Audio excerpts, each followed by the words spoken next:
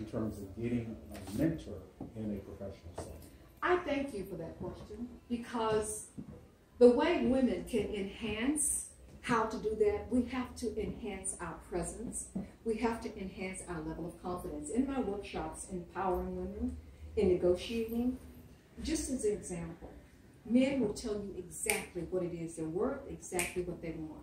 Women have a tendency to say, I think, I feel, like, you know, can't do that in the business arena to gain the respect from your male coworkers. I worked in an all-male environment all my life. I was probably one of two women at the table ever. In the banking industry, I was one of two women at the table of about 10 men. On my team in Denver, I was one of 3 women and 7 men. So you've got to garner respect from men. And I'm going to say to you ladies, you've got to wear the type of attire that does not detract from your persona. And I'm going to say this right here, right now, today, and you all can quote me. If you looked at the Fox News fiasco that was going on, okay, about sexual harassment, and I am proud to say that I have never had to deal with any man saying anything inappropriate to me in the business in corporate America, okay? And I went to J&J home office training all 9 yards, was in the mix.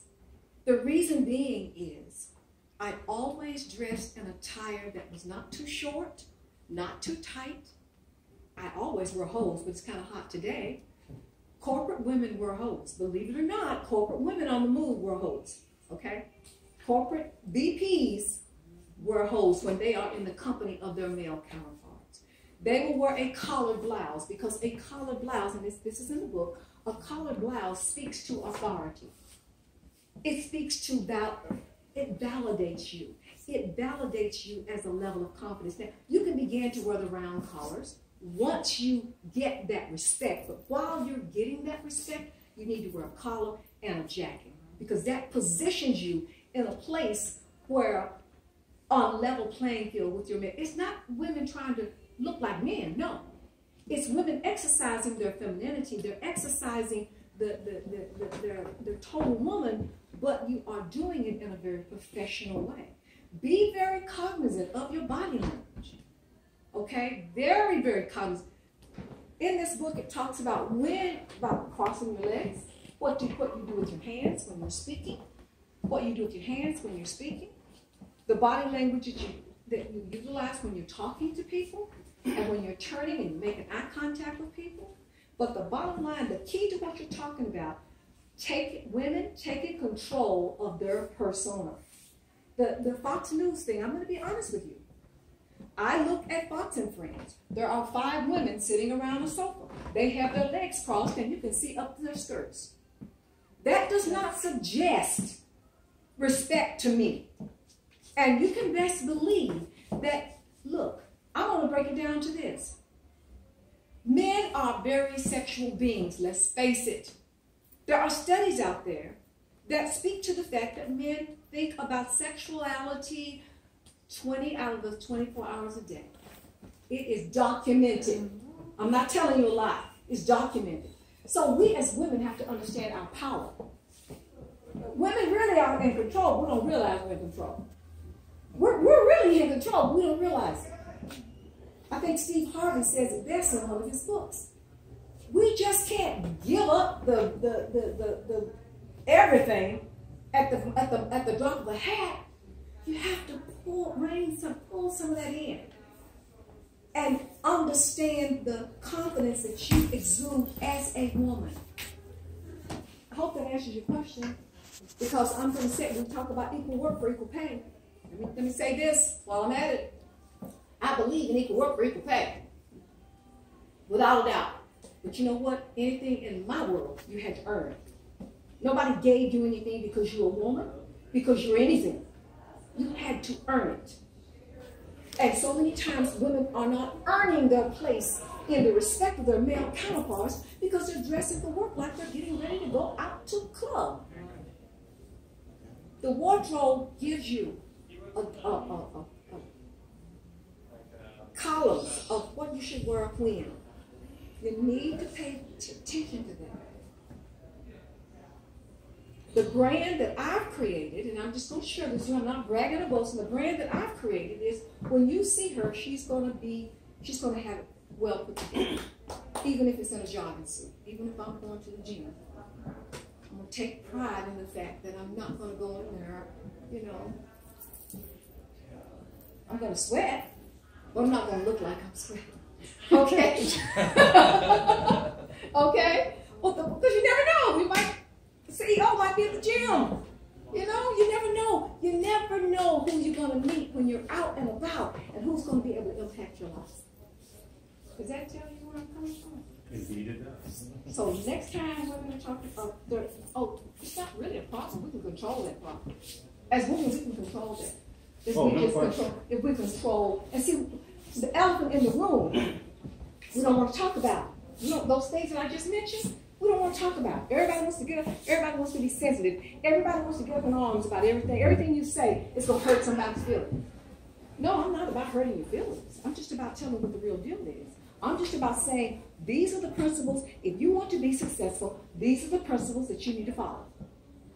Like I said in the book, there are no guarantees, but I can guarantee you it's going to put you head and shoulders among the people that you're associated with, among the people that you're competing against. And that's the bottom line. You want to be the best and the brightest. You want to be at the top of the ranks of whatever it is you're trying to succeed. And these principles will show you how. Any more questions? Yes. Have you had examples of people who have used the book maybe with a group of young people, or and have them report on how the young people respond to the book, or we are compiling that data as you speak. Okay. I have had so many parents buy this book for 13, 14, 15-year-olds, but I've also had people buy it that's 25, 35, 45, 55. So it's across the board, totally across the board. One of my sister's clients, because she's a hairdresser, and she's on her second time around. And she read it the first time, and the second time she read it, she said, you know what? There is so much in this book that we need as people. That we need as people to understand that you just can't do what you think you want to do. See, we're in a generation, and I don't want to pick on the millennials, but they kind of think that you can, that work ethic and all that guiding principles is in here, you know, duty and responsibility, all that's in here, and they want to sort of do it their way. Okay, they want to do it their way, but you know what? If you're going to do somebody's company, you got to do it their way, and you just can't. Okay, I don't have any problem with tattoos, for example. Y'all can see I'm very opinionated because, see, I know what they're thinking. Because personnel managers have told me this, and they won't tell you because they're afraid you might sue them. But they'll share it with me because they know it won't go any further. You can have your tattoos. Have them. Have at it. But you got to cover them up. When you're going into a corporate setting, I guarantee you they're going to find a reason not to hire you, and it has nothing to do with your skill. But see, when they want to discharge you, it's called voluntary discharge in corporate America. When they want to voluntarily discharge you, that will make it so hard that you will want to leave. You will not want to stay. And those are the kinds of things, those are the pitfalls that I share with people in my workshops. Look for these kinds of things when they are getting ready to get rid of you. And these are some of the kinds of things you need to do to prevent that from happening. Because have they talked to you about this? Have they talked to you about the way you wear your hair? Have they talked to you about your skirt? You know, those are the very deep conversations that you need to have with people to help them be successful. And so many people are afraid to address those conversations. I'm not afraid. If you want to be successful, and there's a story in this book about a lady who I worked her wardrobe, we worked her skill set. This woman, her co-workers were afraid to approach her. She was the highest educated person in a department, but she wasn't moving. We revamped all of everything, and it's in this book. That woman was promoted in 6 months. And they were getting ready to promote her again, but she had gotten so good, she left the company and moved out and got another 6-figure income, okay? Took another vice president position at a company and gave her a better income. and they were ready to move her up to the next level. So the principles I'm talking about work. You have to do them, and I'm not afraid to stand up and stand bold and communicate with you because I've been through this. I have seen this, and I'm not bragging or boasting, but I have been as successful as one could be for the company that I work for. Every honor, every award, you name it, trip, you name it, okay?